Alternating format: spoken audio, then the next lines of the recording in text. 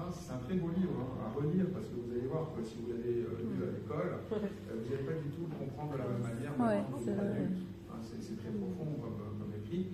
Il a dit une chose que j'aime bien, il a dit tous les adultes ont été des enfants, mais peu d'entre eux s'en souviennent. Et en fait, la vision, c'est vraiment se souvenir de qu'est-ce qui nous a vraiment fait vibrer, qu'est-ce qui nous a vraiment inspiré quand on était petit. Parce que oui, d'accord, c'est peu probable que ça arrivera un jour de votre vivant, d'accord, mais c'est pas ça le but en fait d'une vision. La vision, elle est là pour vous rappeler une boussole, en fait. Elle est là pour vous rappeler vos valeurs. C'est votre repère. C'est elle qui vous dit ce qui est bien et ce qui n'est pas bien.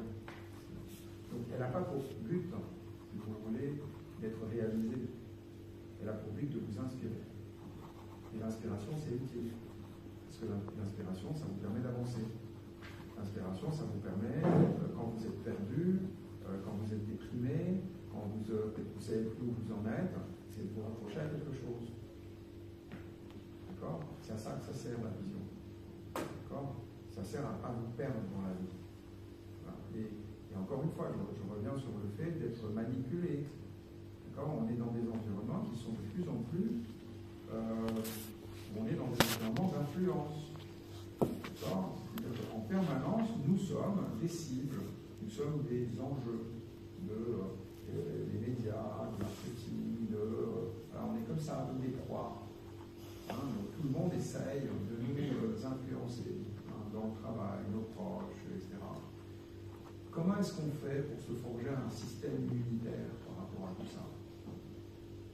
On est en train de travailler sur le système immunitaire. Je ne sais pas si vous avez réalisé, mais quand vous travaillez sur vos valeurs et vos antivaleurs, ce sont les fondements du système immunitaire. Votre vision, c'est l'ADN de votre système immunitaire. Et en fait, en résumé, sur une feuille, ça devrait donner ça. C'est ça, les éléments clés, c'est l'architecture de votre modèle du monde est là. C'est tous les éléments clés. Okay? Vous avez les valeurs que vous avez hiérarchisées. Donc ça, vous l'avez. Vous avez les antivaleurs. Okay? Ça, vous l'avez. Qu'est-ce qu'il reste à faire maintenant? Il reste à synthétiser ça à l'intérieur d'une vision, c'est-à-dire une formulation synthétique du monde idéal. Et dans ce monde idéal, vous pouvez y mettre des plus et des moins. Vous dire, je rêve d'un monde où il n'y a pas de guerre, ça c'est négatif, où il n'y a pas de haine, où il n'y a pas de misère, où il n'y a pas de... Mais c'est un monde où on se respecte, c'est un monde où... D'accord? Donc c'est vraiment... C'est des nominalisations, c'est des verbes non spécifiques, c'est un truc qui est très très général. Quand vous le lisez, ça génère un scénario dans votre tête. D'accord? Ça vous fait rêver.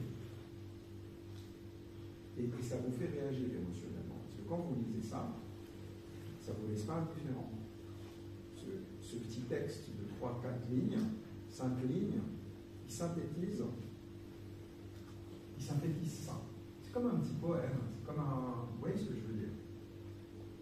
Et pour ma part, il a pris une autre forme.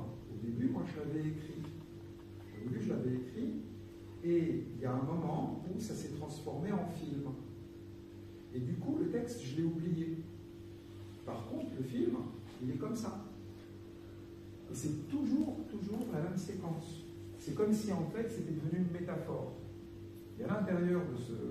Et c'est fou, hein, parce que maintenant que j'en parle, et maintenant que j'y pense, je reviens dans le truc. Et donc, je suis un oiseau, et je vole, et je sens le vent, je sens la sensation de voler, c'est extraordinaire, et en contrebas, je vois un fleuve, et je vois de la verdure, et je tourne toujours vers la droite. Et à droite, qu'est-ce que je vois? Je vois un magnifique village tout blanc niché sur la montagne. Je ne sais pas d'où ça sort. Je ne sais pas comment mon inconscient m'a sorti ça, mais en tout cas, il a sorti ce truc-là à partir du truc que j'avais écrit. Et c'est toujours pareil. Plus je me rapproche, plus j'entends les éclats de rire des enfants qui jouent, etc. pas dans les petites ruelles, les enfants qui courent, qui jouent à cache-cache, et les petites fontaines, et c'est beau, vous savez, c'est comme ces petits villages tout blancs dans les îles grecques. Sauf que ce n'est pas des îles grecques, il y a de la verdure. Et je me retrouve sur une place où il y a des gens qui sont habillés en blanc, qui sont assis, qui discutent. Apparemment, ils ne bossent pas, ces gens-là. Et à chaque fois, je retombe sur ce même truc. Et quand j'ai relu le texte, je me suis dit, ça, c'est fou. Mais oui, Et en fait, c'est devenu un ancrage. Donc, à chaque fois que j'ai besoin de me rappeler de ce qui est important dans la vie, il y a ce truc, il y a ce flash qui me revient.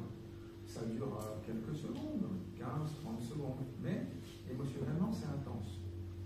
Il y a de la vision, c'est très net, c'est très coloré et très intense, il y a de l'émotion, il y a des sensations kinesthésiques, et en fait, ça symbolise et ça représente toutes les valeurs en fait, qui sont importantes pour moi.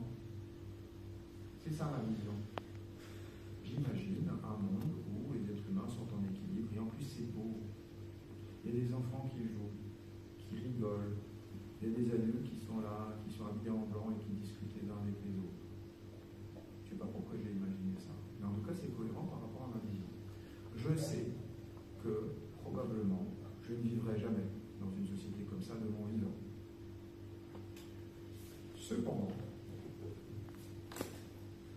ça nous donne une bonne raison, ici, de prendre des décisions sur qu'est-ce que je vais faire de ma vie pour me rapprocher de cette vision. Et ça, c'est la mission. Si la vision est utopiste, elle est idéaliste, elle est irréalisable, c'est pas grave. Sa fonction, c'est de susciter en vous une émotion. Quand vous y pensez, si vous lisez, si c'est un texte, vous le lisez, vous avez une émotion. Elle représente l'essence des valeurs et des antivaleurs. Ou alors l'inconscient va la transformer à un moment donné en quelque chose, un film, quelque chose d'intense. D'accord?